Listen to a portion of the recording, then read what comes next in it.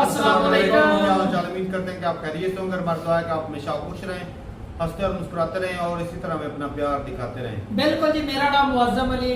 मैं हूं तारिक महमूद। मैं मोहम्मद यूसुफ। तो आज हम जिस वीडियो पर रिएक्ट करने जा रहे हैं, वीडियो का टाइटल है P1 Buried Secrets, India Pakistan partition deal, lies and Pakistan army.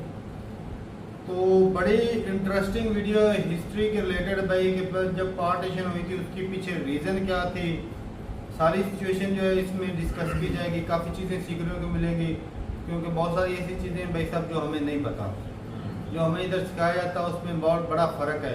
तो वीडियो का लिंक आपको डिस्क्रिप्शन में मिल जाएगा, ज़रूर विजिट कर लें। ऑनर करते हैं 3 2 1 video start.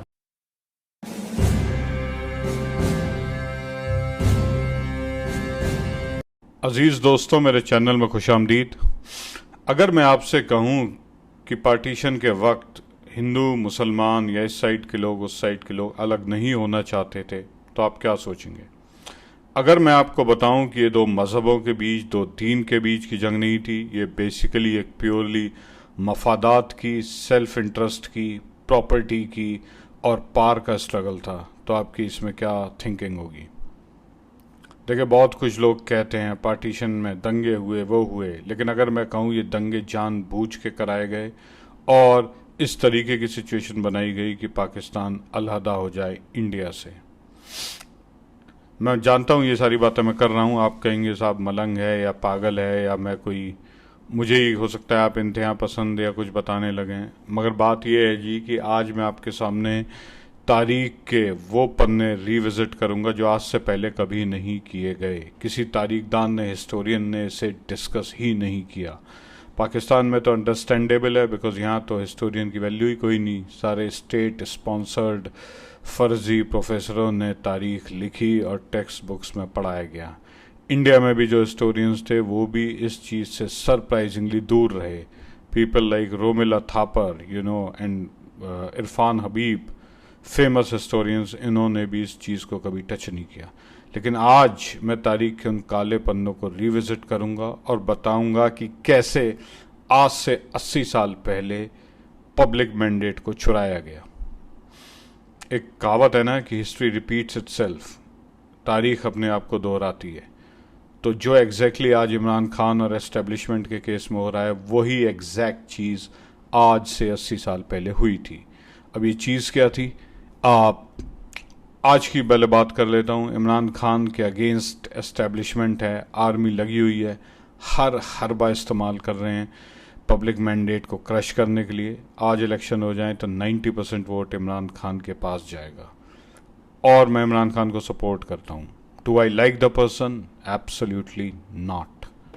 He is not a guy, he is not an ideal leader. U turn भी लेते हैं, बहुत सारी कमियां हैं, शायद वो जिसे कहते हैं EQ उनका इतना स्टेबल नहीं है, प्लस बहुत ज़्यादा उनकी गलत पॉलिसीज़ मुझे लगी, तालिबान हो चाहे और उनकी कैबिनेट हो, कैबिनेट सारी चोर है, सब एस्टेब्लिशमेंट के लोटे हैं। लेकिन बावजूद उसके एक पॉजिटिव है, वो है कि ये बंदा डेमोक्रेसी के लिए खड़ा है।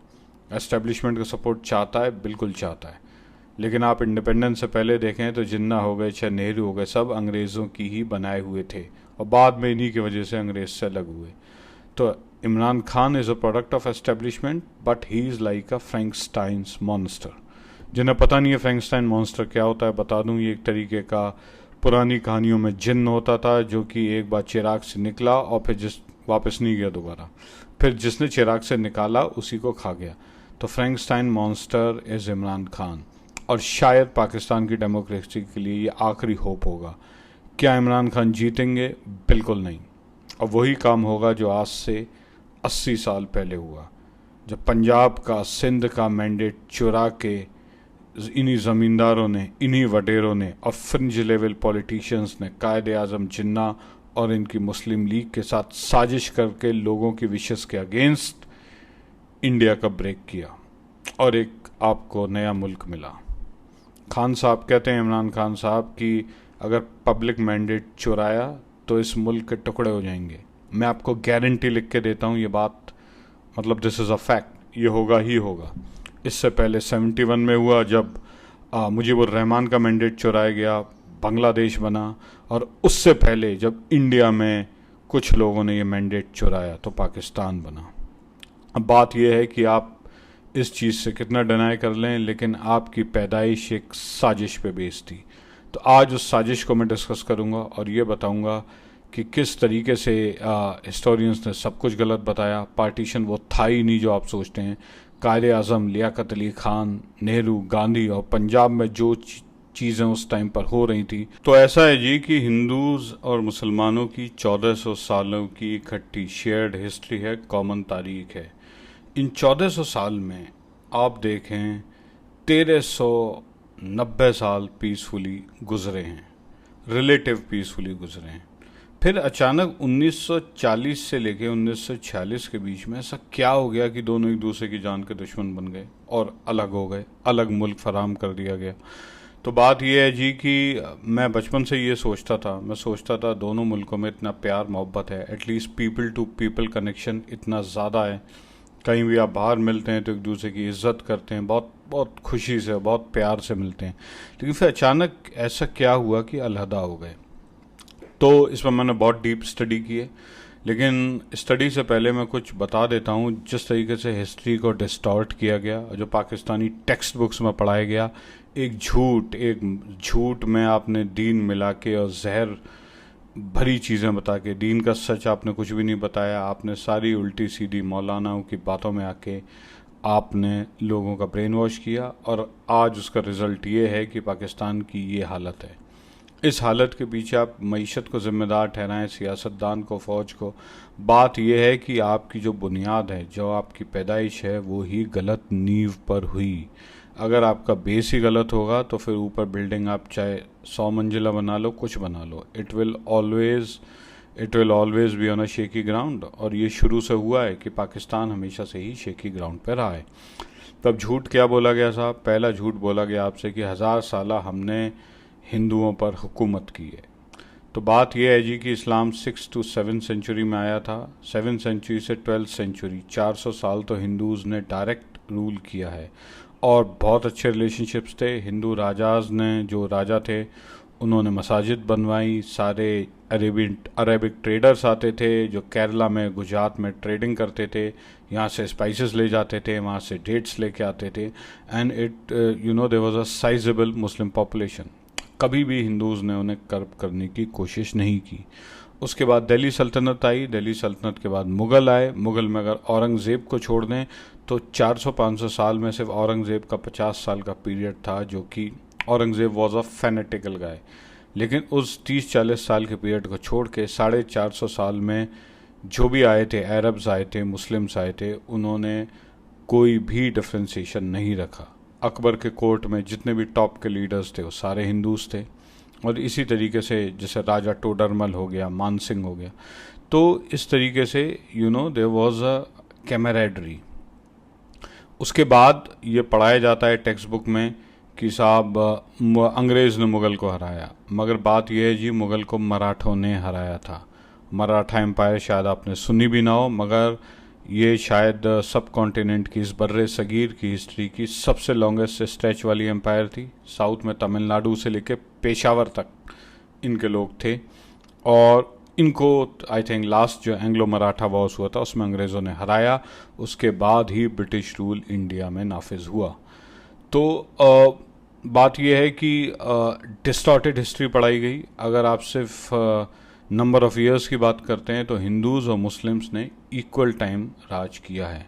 पूरा पंजाब, अफ़गानिस्तान और ये क्या कहते हैं नॉर्थ इंडिया, ये सारा का सारा सिख हिंदू लीडरशिप महाराजा रंजीत सिंह के अंडर रहा है।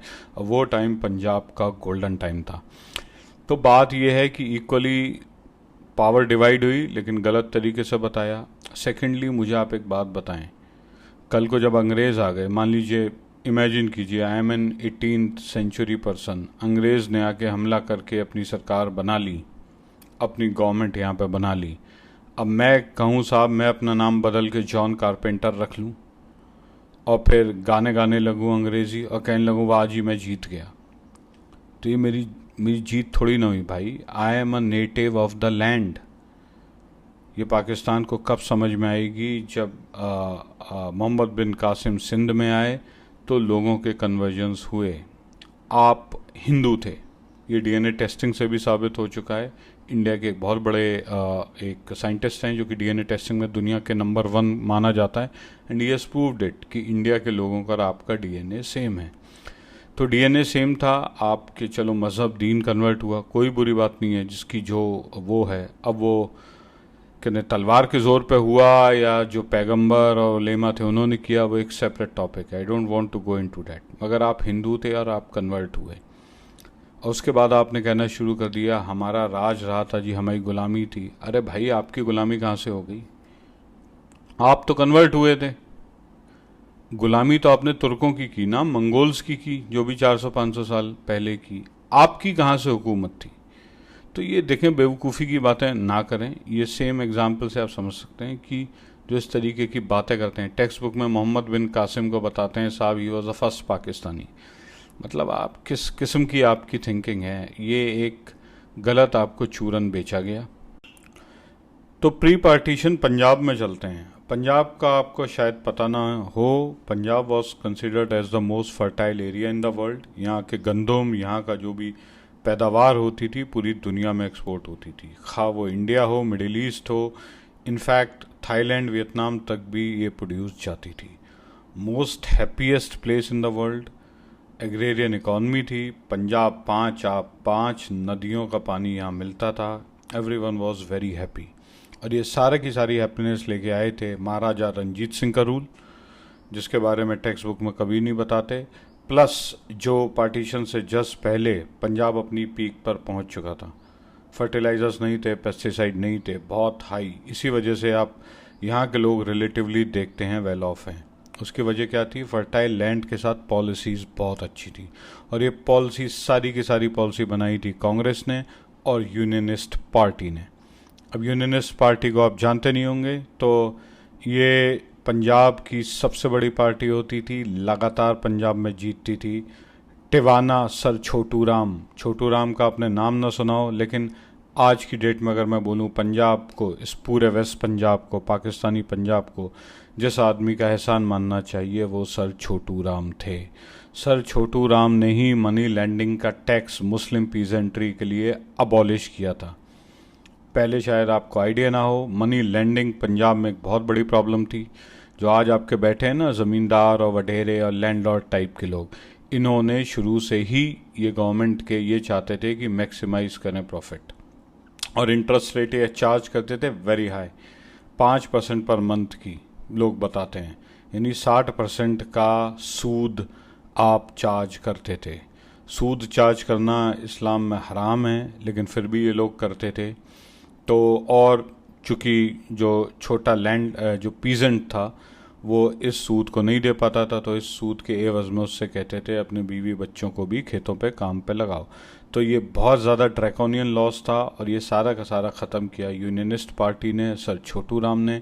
1936 में इन्होंने जो किया, मनी लैंडिंग का टैक्स अबॉलिश किया, स्ट्रिक्ट पुलिसिंग की, उसी के चलते आज पंजाब मतलब बहुत राइज कर गया। इसके अलावा सर गंगा राम को शायद आप ना जानते हो, पूरा लाहौर उन्होंने बनाया था। जो भी आप देखते हैं canal system, irrigation system, right, ये पूरी अगर आप पंजाब की मैं बात करूं तो यहाँ पे एक ज़मींदार लैंडलॉर्ड तबका था जो कि शायद पॉपुलेशन का 1-8% हो, और मेजॉरिटी जो लोग थे वो जो कि एडमिनिस्ट्रेशन में थे, पार में थे, वो सारे हिंदूज थे। और नीचे जो लैंडलेस लेबर्स थे या जो लोग काम कर रहे थे वो सारे की सारी पीजेंट्री जो थी वो मुस्लिम पीजेंट्री थी। तो इन्हीं लोगों ने ज़मींदारों के अपोजिशन के बावजूद आवाम के लिए काम किया, कैनाल सिस्टम बनाए। जो भी आज लाहौर में, सियालकोट में, फैसलाबाद, सरगोदा, आप DI खान कहीं आप चले जाएं, जो भी आपको रोड्स दिखाई देती हैं, जो भी कैनाल सिस्टम, इरिगेशन सिस्टम दिखाई देता है, वो सारा का सारा अंग्रेज़ों ने तो फंडिंग की, लेकिन वो सारा का सारा हिंदूज़ ने और इन्हीं यूनियनिस्ट पार्टी ने बनाया है, राइट। उनका आज अनफॉर्चुनेटली एक रोड तक नहीं है जो उनके नाम पे है, और आपने उन लोगों की फ़ोटो बना लगा रखी है। MNAs वो सिलेक्ट होते हैं जिन्होंने शुरू से ही आपका ऑपरेशन किया है। तो बात यह है जी कि पंजाब कि मैं आपको बता रहा था कि पार्टीशन से पहले क्या हालात थे। अच्छा, अब मैं चलता हूँ कायदे आज़म मोहम्मद अली जिन्ना। कायदे आज़म का जो वर्जन पाकिस्तान में पढ़ाया जाता है वो हकीकत से थोड़ा सा मुख्तलिफ है। वो इतने सिंपल पर्सन नहीं थे जितना पढ़ाया जाता है। He was a very complex man. कुछ मैं आपको फैक्ट्स बताऊंगा उनके जो शायद आपको ना पता हो, आप उन्हें थर्ड पार्टी सोर्सेज से वेरीफाई कर लीजिएगा। तो बात ये जी, 20 साल की उम्र में यंगेस्ट बने, द ओनली मुस्लिम बैरिस्टर जो बॉम्बे में प्रैक्टिस करते थे। उसके बाद जब ये आए तो इन्होंने एक जो कांग्रेस को इन्होंने ज्वाइन किया। तो कांग्रेस में उस टाइम दो दल होते थे, एक नरम दल और एक गरम दल।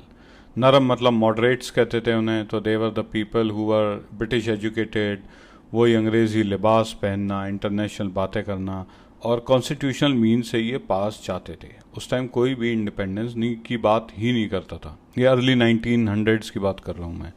तो फिरोज शाह मेहता, दादा भाई नेहरू जी, बदरुद्दीन तैयब जी, इस टाइप के लोग होते थे। अच्छा, दूसरी तरफ गरम दल था जहाँ बाल पाल लाल, बाल गंगाधर तिलक, बिपिन चंद्र पाल, लाला लाजपत राय, इस टाइप के लोग थे जो कहते थे स्वराज करो, एजिटेशन करो।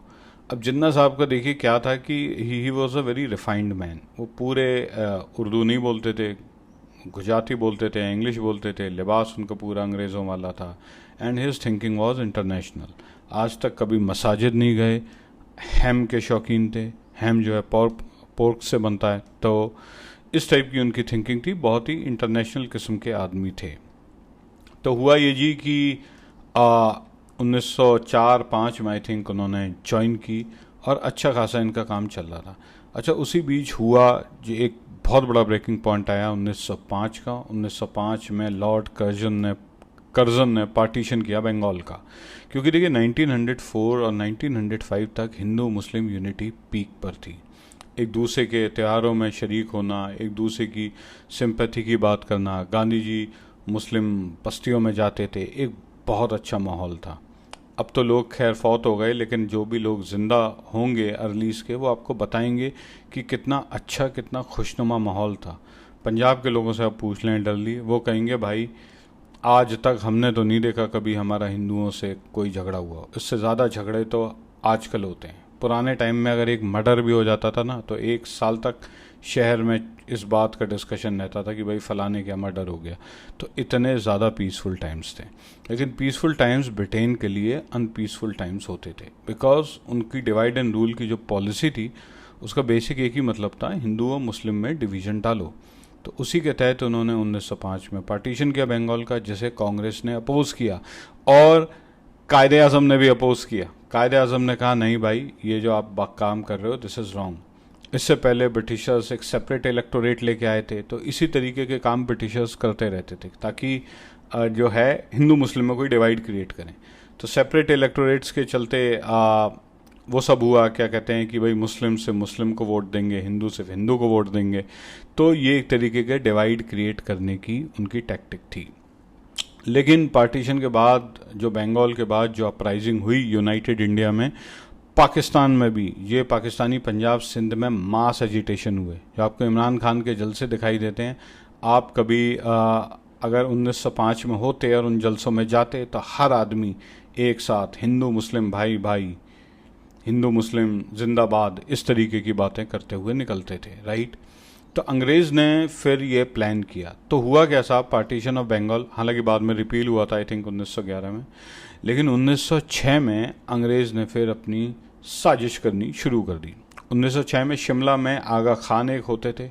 ये एक तरीके के नवाब लैंडलॉर्ड टाइप के आदमी थे। इन्हें उन्होंने शिमला बुलाया और इन्होंने शिमला बुला के इनसे कहा कि भाई आप एक काम करें, आप जो हैं मुस्लिम्स के इलेक्टोरेट्स के फेवर में कोई बातें करें कि साहब अलग होना चाहिए, ये होना चाहिए। तो उस चीज़ का जिन्ना ने अपोज किया। जिन्ना साहब ने कहा कि भाई तुम कौन होते हो? बोले ये आगा खान की तो हैसियत है, ये तो कुछ भी नहीं है। बोले ये कौन होता है मुसलमानों को रिप्रेजेंट करने वाला? तो उस बात से अंग्रेज़, और इन्होंने गुजराती नाम से न्यूज़पेपर आता था उसमें लिखा था। तो खैर लेकिन अंग्रेज़ मानने वाले नहीं थे। फिर लॉर्ड मिंटो ने 1906 में ही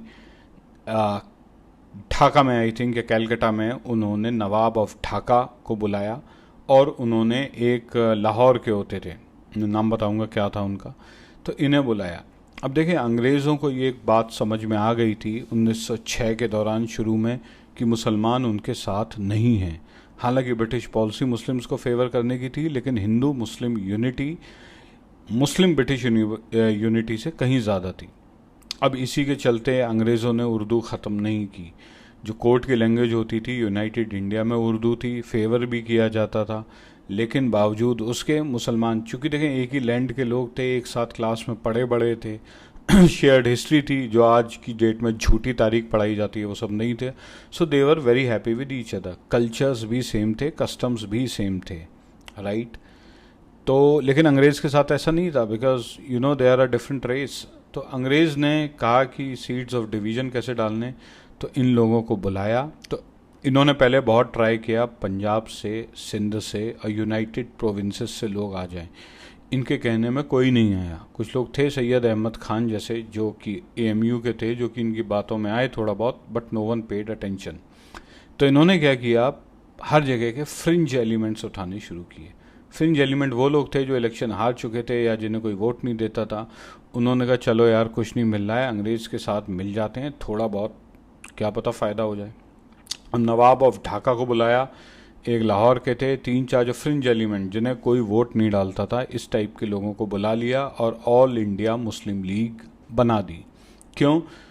मकसद एक था, कांग्रेस को तोड़ना था। ये वही काम हो रहा था जो आज की डेट में एस्टेब्लिशमेंट कर रही है। इमरान खान की PTI को तोड़ने के लिए लोटे हटा लिए पहले, ये जितने भी लोटे थे, और इन लोटों को हटा के अब कह रहे हैं साहब किंग्स पार्टी बनाएंगे। तो एग्जैक्टली वही काम जो PTI के साथ कर रहे हैं वो इन्होंने कांग्रेस के साथ अंग्रेज़ ने करने की कोशिश की। जिन्ना साहब ने इसका अपोज किया। उन्होंने कहा था मेरी लाश पे मुस्लिम इलेक्टोरेट बनेंगे और ये इंडियन सब कॉन्टिनेंट के साथ गद्दारी है, जो इसे ज्वाइन करेगा वो गद्दारी करेगा। जिन्ना साहब जो थे, अगर आप देखा जाए तो इतने अपोजिशन में थे, जीने मरने की बातें कर रहे थे, लेकिन फिर 1909 में उन्होंने उसी सेपरेट इलेक्टोरेट के तहत एक लेजिस्लेटिव काउंसिल होती थी गवर्नर जनरल की, सॉरी जो भी वाइसरॉय होता था, उसे इन्होंने ज्वाइन कर लिया। एक ऐसी फर्जी किस्म की काउंसिल बनी थी जिसमें वोटिंग राइट नहीं थे। तो इंडियंस को यूनाइटेड इंडिया में अंग्रेज़ ऐसे ही रखता था ताकि अपनी रिकमेंडेशन दे दें, लेकिन वो सारी डिक्री और सारी बातें अंग्रेज़ की ही चलती थी। तो इन्होंने खैर वो ज्वाइन कर ली। अब बात ये जी देखें, जिन्ना साहब के कैरेक्टर को समझने के लिए आपको सबसे पहले समझना होगा वो पेशा क्या था। पेशे से वो वकील थे, और वकील में भी स्पेशलाइज करते थे वो सेडिशन लॉज में और प्रोबेट लॉ में। प्रोबेट लॉ मतलब विल। पहले क्या होते थे, ये नवाब ज़मींदार टाइप के लोग होते थे, जायदाद होती थी, इनकी वसीयत छोड़े आते थे, तो वसीयतनामे पे फिर लोग जो भी उनके थे वारिस औलादें, वो सारी हंगामे खड़ी कर देती, साहब मेरा है मेरा है। तो ये जो विल का काम होता है ये बहुत टेक्निकल काम होता है। आप और सिविल के अंदर आता है ये। आप क्रिमिनल केसेस में तो मर्डर वगैरह ये सारी चीज़ें जितने मुकदमे होते हैं दे आर रिलेटिवली सिंपल, लेकिन प्रॉपर्टी में जो विल का टेस्टामेंट का ब्रिटेन के उस टाइम पर it was considered as a tricky litigation. इसमें आदमी को बहुत शातिर होना पड़ता है। इसमें लेन देन की सियासत चलती है। किसी ने 50,000 मांगे 10,000 में टिका लिया, किसी ने 1 लाख मांगे 20,000 में टिका लिया, किसी को डरा दिया, किसी को धमका दिया, और प्लीड करना पड़ता है। मुकदमे बहुत लंबे चलते हैं, बहुत गवाहियाँ होती हैं। तो प्रोबेट लॉ में कई इंडिया के नवाब और राजा टाइप के लोग थे जो इनके पास आते थे, उनके केस लड़ते थे। इसके अलावा इनकी बाल गंगाधर तिलक के हालांकि फो थे, वो नरम गरम वाला एंगल था, लेकिन उनका भी इन्होंने केस चला। अंग्रेज़ ने सेडिशन के चार्ज लगा दिए बाल गंगाधर तिलक पे। तो जिन्ना ने पहले इनका केस लड़ा जो खान साहब पे लगाए, खान साहब पे भी झूठे लगाए, अंग्रेज़ ने बाल गंगाधर तिलक पे भी झूठे लगाए थे, जिसका केस लड़ा जिन्ना ने, हार गए वो, लेकिन उसके बाद भी उन पर लगा था, उसमें वो जीत गए। फिर बहुत से इस टाइप के केस जिन्ना साहब लड़ते थे। तो देखिए फिर 1909 में यू टर्न जिन्ना साहब ने ले लिया। क्या यू टर्न ले लिया? जिस इलेक्टोरेट को वो अपोज करते थे उसी के फेवर में आ गए। फिर उसके बाद 1912 में जब वो कांग्रेस के मेंबर थे, उसके बावजूद वो मुस्लिम लीग के पास भी उनकी मीटिंग्स में भी जाकर शरीक होने लगे। क्यों? देखें, वकील थे, वकील का एक काम होता है, हर आदमी जो होता है अपने प्रोफेशन के हिसाब से ढल जाता है। अब आप सोचें कि कोई पुलिस वाला है और साहब कोई मौलवी है तो उनकी क्या कहते हैं एटीट्यूड एक जैसा होगा, तो ऐसा नहीं होता। आप जिस प्रोफेशन में होते हो उसी हिसाब से बन जाते हो। वकील बहुत ही चालाक और बहुत ही शातिर होना पड़ता है वकील को। तो जिन्ना साहब की पर्सनल लाइफ में भी ये सारी क्वालिटीज़ आई थी। अब साहब क्या हुआ कि ये गए, उसके बाद 1914 में ये एक बार क्या कहते हैं ब्रिटेन गए। तो 2 बार ब्रिटेन गए, वो भी वॉर से जस्ट पहले या वॉर के दौरान। बीच बीच में जाते थे, लेकिन इंसिडेंटली महात्मा गांधी जो थे उनसे उनकी वहीं पहली बार मुलाकात हुई। अब चूंकि ये नरम दल के आदमी थे, तो वहाँ के लीडर थे गोपाल कृष्ण गोखले, जिसे गांधी अपना गुरु मानते थे। इनके बहुत अच्छे राब्ते थे, बहुत अच्छे रिलेशन थे, लेकिन गोपाल कृष्ण गोखले चले गए, चल बसे। उसके बाद जिन्ना साहब अकेले पड़ गए। 1916 में होम रूल ली गई, जिसके तहत अंग्रेज को देखें, अंग्रेज का सिंपल सा फंडा था। अंग्रेज कहता था भाई मुझे पैसा दो, मैं जंग लड़ रहा हूँ। 2 जंग लड़ी थी। तो जो फर्स्ट वर्ल्ड वॉर था 1916 के दौरान, इन्होंने एनी बेसेंट और 1-2 लोगों के साथ मिलकर होम रूल लीग कर दी। यानी लोगों से कहा, आवाम से कहा कि भाई अंग्रेज़ों को सपोर्ट करो, शायद इसके बदले हमें पॉलिटिकल फ्रीडम मिल जाए। तो वो तो खैर देखिए क्या मिलना था, अंग्रेज़ तो बेवकूफ़ बनाने पीएचडी था, जो एस्टेब्लिशमेंट के लोगों की तरह तो नहीं था, ये तो गायब करा देते हैं। लेकिन अंग्रेज़ जो था वो गोली देने में नंबर 1 था, लारी लप्पे सुनाई देता था, हाँ जी कर देंगे, ये कर देंगे, वो कर देंगे। तो अंग्रेज़ इन कामों में पीएचडी था।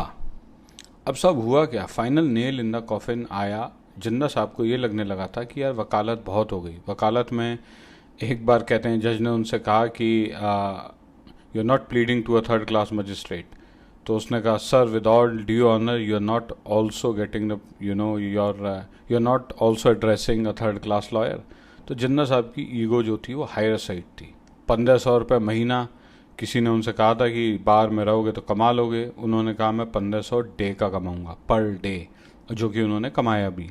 तो एम्बिशन उनकी बहुत हाई थी, काफ़ी हद तक इमरान खान साहब की तरह थे। लेकिन देखिए जो थॉ आया ना, जो रियलिटी आई, जब मुस्लिम लीग के साथ रह के फिर लीडर वीडर इनसे लीडरान मिलते थे, इन्हें लगा मैं बहुत बड़ा लीडर हूँ। लेकिन देखें साहब फिर गांधी जी आए और खिलाफत मूवमेंट आया सल्तनत उस्मानिया के ख़िलाफ़। यहाँ के मुसलमानों ने यहाँ पे धरने और एहतजाज शुरू कर दिए। अब हालांकि मुझे आज तक समझ में नहीं आया कि भाई वहाँ खलीफा मतलब यहाँ इंडिया में उस टाइम पर ऐसे ऐसे बेवकूफ़ी काम होते थे। अब उसके खिलाफ, जबकि कोई सेंस कोई लॉजिक नहीं हो, हज़ारों किलोमीटर दूर बैठा है, ना वो खलीफा है ना कुछ है, आपने उसके अगेंस्ट प्रोटेस्ट करना शुरू कर दिया। अब यहाँ जिन्ना साहब का पहला मूवमेंट ऑफ ट्रूथ आया। ये गए, इनकी भीड़ में कोई नहीं आया, ये तकरीर करते थे, जाते थे, 2-4-5 लोग आते थे, और जब गांधी पहुँचते तो पूरा का पूरा शहर इकट्ठा हो जाता था। कराची से लेके रावलपिंडी तक और कैलकाटा से लेके तमिलनाडु तक Mahatma Gandhi was the biggest leader. और महात्मा गांधी के आने से ही जिन्ना साहब को ये लगने लगा था कि यार मेरी तो मतलब लीडरशिप कहाँ जाएगी, क्योंकि मुस्लिम वोट बैंक पहले वो अगेंस्ट थे, फिर उन्हें लगा चलो एक वोट बैंक मिल रहा है, एटलीस्ट एक इसमें मेरा रुतबा बढ़ेगा, कद बढ़ेगा। लेकिन गांधी के खिलाफत मूवमेंट में जो गांधी जी को सपोर्ट मिला, उसके बाद हिल गए थे। क्यों? क्योंकि रिलीजियस लाइंस के अक्रॉस लोग उन्हें लाइक करते थे। अब इसका ये मतलब नहीं है गांधी अच्छे लीडर थे, बहुत ज़्यादा शॉर्ट कमिंग्स थी। I am not a fan of Mohandas Karamchand Gandhi, but ये बात फैक्ट है कि जिन्ना साहब और गांधी की पॉपुलैरिटी में कोई कंपैरिजन नहीं है। इनफैक्ट अभी भी आप देखें पूरी दुनिया गांधी को जानती है, जिन्ना साहब को शायद सिर्फ इंडिया और पाकिस्तान के लोग ही जानते हैं, वो भी सारे नहीं जानते। इंडिया में बहुत से लोग उन्हें नहीं भी जानते। लेकिन गांधी की तो 84 में आई थिंक रिचर्ड अटनबरो की मूवी आई थी, ऑस्कर जीता था। एवरीवन, अब पनामा से लेके यूएस से लेके मैक्सिको, थाईलैंड, जापान, कहीं चले जाएं, एवरीवन नोज गांधी। सब कॉन्टिनेंट की तारीख के गांधी और माओ से बड़े, स्टालिन से बड़े, 3-4 ये लीडर हैं, इनसे बड़ा कोई नहीं है। तो जिन्ना साहब ने जब देखा कि खुद के मुसलमानों का उनकी तो वोट बैंक क्या है, तो जिन्ना साहब फेल्ट अ लिटिल कॉर्नर्ड। वकील थे, और उसके बाद लास्ट में, लेकिन चलो तब भी सह रहे थे, लेकिन बाद में जो लास्ट था आया वो आया सत्याग्रह के टाइम। आई थिंक 1920s में हुआ था। 19 में जलियांवाला बाग हुआ था, जिसमें डायर के कहने पर गोलियां मारी थी, लाखों हज़ारों आई थिंक हिंदू मुसलमान मारे गए थे। तो साहब गांधी जी ने सत्याग्रह शुरू किया और जिन्ना साहब ने इसमें डिनाई कर दिया, and I think he resigned. वो पहला मौका था जब जिन्ना साहब की लाइफ का फर्स्ट फेज़ एंड हुआ। इनकी लाइफ 3 फेजेस में चली है, शुरू से लेके 1900 से लेके 1920 तक, 1920 से लेके 1937 तक। 1937 एक बहुत इम्पॉर्टेंट ईयर है। ये वो ईयर है जिस ईयर में सारी की सारी कॉन्स्पिरेसी बनाई गई, साजिश जिसके तहत पाकिस्तान मुल्क बना। मुल्क बन जाता, लेकिन जो साजिशें हुई, जो डील हुई, जो चीज़ें हुई, उसी की वजह है जो आज फ़ौज आप पे इतने जुल्म कर रही है। तो ये क्या हुआ 1920 से 37 तक क्या हुआ, जिन्ना साहब पार्ट 2 और जिन्ना साहब पार्ट 3, उसमें आप समझ जाएंगे कि किस तरीके के झूठ बोले गए और किस तरीके की चीज़ें हुई जिसके तहत आज एक, जिसे जिन्ना साहब कहते थे मौत ईटन पाकिस्तान, मतलब एक पाकिस्तान जो मौत ईटन है वो मिला, राइट। तो ये नेक्स्ट पार्ट में मैं डिस्कस करूँगा, ठीक है दोस्तों। तब तक के लिए टेक केयर, बाय बाय। ये वीडियो खत्म हो गया। भाई साहब ने तो कमाल कर दिया भाई, कि इतनी बेबाकी से हिस्ट्री को टच किया ना, तो ये मजा आएगा, मजा आएगा भाई। ये बंदा। और ये मौसम साहब के मन में तो लड्डू फूट रहे हैं। असल में इमरान खान के वो भक्त हैं। इमरान खान के कांड उसने भी बताए हैं जो कि ये नहीं, जो मुझे खामियां भी पता है, जो खामियां है भाई साहब वो सच है। लेकिन बात ये है कि भाई उन्होंने जो हिस्ट्री शुरुआत से शुरू की कि मुगलों के दौर भी डिस्कस किया, कि कहते हैं कि मुगलों को किसी ने हराया, मराठों ने हराया उनको। बाद में जब गोरे आए थे उस वक्त जो है उन्होंने गोरों ने मराठों को हराया, फिर कब्जा किया। मराठों की ज़्यादातर हुकूमत थी उस वक्त मुगलों की तो थोड़ी बहुत रह गई थी स्टेट। अच्छा, हमें यही बताया जाता है कि मुसलमानों ने इस बसगीर के ऊपर ज्यादा देर तक हुकूमत की। देखें, मुसलमानों के लिए हिंदुओं ने वैसा बराबर, लेकिन उनका जो पीरियड था ना वो शांत थे, कभी नहीं इस तरह के झगड़े या ज्यादा खराबी तो औरंगजेब ने की है, महमूद गजनवी ने की है, एक और थे, क्या नाम था यार, देख मोहम्मद बिन कासिम, उसके आने में कन्वर्जन जो है वो बहुत ज्यादा हुई थी। इस्लाम में लोग बड़े कन्वर्ट हुए थे जबरदस्ती या जैसे भी हुआ, लेकिन उन्होंने ये जुल्म का जो उनके मंदिरों को डिस्ट्रॉय करने की कोशिश की। हाँ, महमूद गजनवी ने किए थे, औरंगजेब ने किए थे। भाई साहब, दूसरे हिंदू महाराजे भी थे, इस तरह के भी थे, उन्होंने तो बकायदा सड़कों बोले तो उन्होंने मस्जिदें बनवाई हैं। असल में वो एक राजा, एक दो बंदे गलत थे जिसकी वजह से खराबी हुई। वरना देख लें कि भाई जो पुराने दौर में अगर मुगलों की बात कर लें तो उनके जो बोल रहे थे कि टॉप लीडर जो होते थे उनमें वो ज्यादातर हिंदू ही होते थे, और नीचे वाले जो लेबर होती थी वो मुसलमान थे। हाँ, किस तरह का यार, वो इसलिए क्योंकि भाई साहब मुस्लिम जो थे उस वक्त भी अनपढ़ी थे। हाँ, और आज भी अनपढ़ी हैं, मतलब सारे तो नहीं लेकिन मेजोरिटी जो है आज भी हिंदुस्तान में वही है कि जो हिंदू हैं आज भी वो ज्यादा पढ़े लिखे हैं और मुस्लिम जो है कम पढ़े लिखे हैं। लेकिन एक चीज जो है ना इसमें जो सर ने बोली कि भाई उस वक्त चाहे जैसे भी थे वो हिंदू मुस्लिम में इतनी लड़ाई झगड़े नहीं थे, कोई दंगे दुंगे नहीं थे, कोई कुछ नहीं था। यार कायदे आज़म ने खुद नहीं बोल दिया था मैं ऐसा नहीं चाहता। हाँ, शुरुआत में शुरुआत से बोल दिया, लेकिन जब सत्ता की गुजराती थे तो सत्ता के लिए भाई साहब अपना सब कुछ छोड़ दिया। असल में सत्ता के लिए नहीं, ईगो हट हो गई थी भाई साहब। ईगो वाले बंदे थे, ईगो हट हो गई। हालांकि वो देख लो कि वो शराब भी पीते थे, वो एक क्या बोल सूर की चर्बी से कुछ चीज बनती थी, वो भी इस्तेमाल करते। मस्जिद कभी भी नहीं गए। हाँ, लिबास जो है वो गोरों वाला था, बिल्कुल। तलीम भी उधर की थी, इंग्लैंड से। तो कल्चर तो उन्होंने अडॉप्ट उनका ही किया, गोरों का उनका ही किया भाई साहब। तो हमारे थे यहाँ भी पे उनके हुए। अच्छा यंग, लेकिन इंटेलिजेंट तो भाई साहब थे। अच्छा, एक और बात है, उनका मुसलमानों भी ने मकसद था माल छापना। हाँ, वकील थे, पहले मंथली 1500 लेनी, फिर डेली का 1500 मन मानी। और भाई उन्होंने छापा वैल्यू भी थी। नहीं, मन माने नहीं, उनकी वैल्यू ये बनती थी तो वो इतना कमा रहे थे।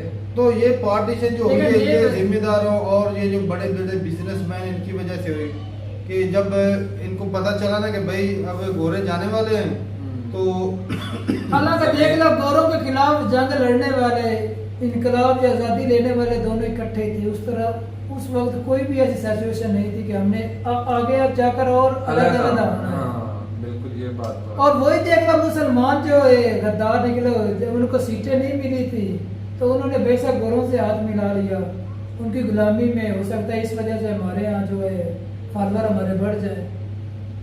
सही बात है भाई, उन्होंने कोशिश की कि भाई हम असल में उस वक्त हर बंदे की कोई ये ना, मैं हमारे प्रोफेसर थे हिस्ट्री के, अब इसमें भाई कितनी सच्चाई है हमें नहीं पता, लेकिन उनके बकौल ये था कि भाई जो बड़े बड़े जिम्मेदार हैं जिनकी मुरब्बों के हिसाब से ज़मीनें, ये जो फ्रीडम फाइटर होते थे ना, अक्सर जो फ्रीडम फाइटर होते थे उनको गोरों को पकड़वा के इनाम के तौर पर इनको ज़मीनें मिलती थी। अच्छा हाँ ये सच है। हाँ, ये जो बिल्कुल सच है। जो इनकलाब लाने के लिए भाई साहब गोरों के खिलाफ लड़ते थे, खड़े होते थे, उनको ये मरवाते थे, उनकी मुखबरियां करके ये जमीनें इनको मिली है। ये जो बड़े बड़े जिम्मेदार हैं ऐसे ही नहीं बन गए, ये लाशों पे लाशों की अपने सीढ़ियां लोगों बना पे कर अपने लोगों की लाशों पे चढ़ के ये जिम्मेदार बने हैं। बिल्कुल ऐसे ही है। हाँ तो भाई साहब ये हिस्ट्री बड़ी गंदी है भाई साहब पाकिस्तान की। ये मैं कहता हूँ टोटली गलत भाई पाई साहब जाती है। इसमें प्रोपेगेंडा ही था, अब कोई हमें ही ना उठा ले प्रोपेगेंडा उस करके। वक्त भी अवाम का लेकिन- वो मैंडेट चुराया गया, आज भी वही सिचुएशन। हाँ कि जो वो चाहते क्या हो उस वक्त भी चुराया गया और आज भी चुराया है। जबरदस्ती वो प्लान करना, प्री प्लान करना, उसके हिसाब से वो जो है इतनी लाशें गिरा दी एकदम से। पहले भी तो वही एक दूसरे के साथ भाई साहब, रहते, कुरानी करते रहे। आज ये- भी वही वो प्रोपेगेंडा किया ये गया है। तकरीबन ये 1000 साल तकरीबन इकट्ठा रहे, हाँ। हिंदू मुस्लिम इकट्ठा रहे। आज भी भाई साहब हमारी शादियां देख लेना तो कल्चर जो है कल्चर सेम ही है। सेम लगे। वो फेरे हम क्योंकि इस्लाम में फेरे नहीं, हम फेरे नहीं देते। बाकी जो है वो बहुत सारी रस्में ऐसी हैं जो हिंदू धर्म में भी हैं और यहाँ पर भी हम करते हैं, पंजाबी खासकर जो इस खित्ते के लोग करते हैं भाई साहब। शादी में मेहंदी, बारात, ढोल, सारा कुछ ये किधर से भाई साहब हमारा कल्चर है। अच्छा और ये उस वक्त छोड़ भी नहीं सकते, सही बात। ऐसे ही नहीं। पंजाब पीक पर था एग्रीकल्चर के हिसाब से। हाँ। और हमें यही बताया जाता है ये कि वो नहरी निजाम जो सिस्टम बनाया गया गोरों ने बनाया। नहीं, लेकिन उनकी Investment लेकिन नहीं इन्वेस्ट किया। उड़ गई थी, लेकिन आगे बनाया किसने या सोच किसकी, ये भी तो चेक करना। तो भाई साहब जो इंजीनियर होंगे जो सब जो काम कर रहे हैं वो यही वो थे ना। हिंदू ही थे ना जिन्होंने हाँ, किया है। तो और ये एक गंगाराम हॉस्पिटल भी है हमारे मेरे ख्याल में लाहौर में, उनके नाम पे, और उनका बड़ा नाम है भाई साहब, गंगाराम बड़ा नाम है। तो बड़े भाई साहब शुरुआत ही भाई हमें पता है कि उस वक्त जमाने बंद हैं ये और आज भी बंद ही हैं। भाई साहब एक ये देख लें उस वक्त भी पढ़े लिखे थे हिंदू, हाँ ये बात है, आज भी पढ़े लिखे हैं। कसम से हाँ। उस वक्त भी इंसानियत की भलाई करते थे, आज भी कर रहे हैं। शांति हम वाले उस वक्त भी हम तो कटपुतली- वैसा लड़ाई झगड़ा मार दो कत्ल कर दो एक दूसरे का हाथ। नहीं। लेकिन भाई हमारे पास ना हमको ना गलत इस्तेमाल किया गया है, हमें हाँ। हमारा छुट्टियां काटा गया है बिल्कुल। धर्म के नाम पे, Direction धर्म गलत। रिलीजन के नाम पे, कि टू नेशन थ्योरी के नाम पे। अब हजारों साल इकट्ठा रह सकते, अब दूसरे कंट्री में जाकर नहीं रहते। बिल्कुल। इतनी टू नेशन थ्योरी थी तो ये खुद क्यों रहते थे? हाँ खुद तो उनकी ख्वाहिश थी कि मैं पार्टीशन के बाद मुंबई में रहूंगा जाके, हाँ, कहना ये उनकी भी ख्वाहिश थे। थी। तो उनके जो सारी फैमिली है वो अभी भी इंडिया में रहती है। कायदे आज़म। हाँ सारी फैमिली उधर ही, पाकिस्तान में तो एक भी नहीं है। पाकिस्तान में इलामा इकबाल का था बेटा मेरे ख्याल में था। नहीं इधर भी बोल रहे वो इसकी तो कायदे आज़म जज की है है, ना, इधर भी तो वो है।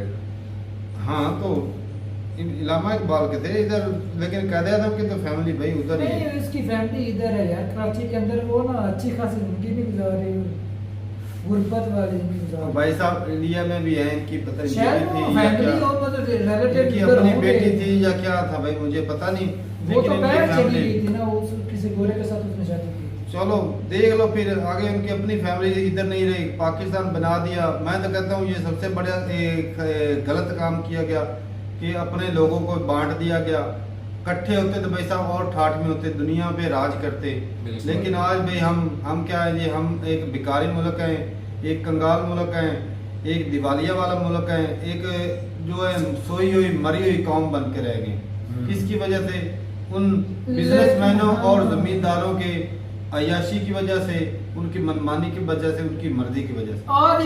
आज भी वो बिजनेसमैन एक साइड पर हो गए, वो जो रोटी वो देख लें, बिजनेसमैन वो बिजनेस कर रहे हैं और अवाम लड़ रही है आपस में। वोट बैंक के लिए कौन मरता है? ये गरीब के बच्चे मरते हैं। 25 मरे हैं, गरीब के बच्चे हैं। ऐसी बात। ये बड़े बड़े जिम्मेदारों के नहीं मरे, ये आम लोगों के मरे हैं। तो ठीक है भाई साहब, ये जो हुआ था पास्ट में एक ऐसी सच्चाई है कि भाई साहब जिसको झुटलाया नहीं जा सकता।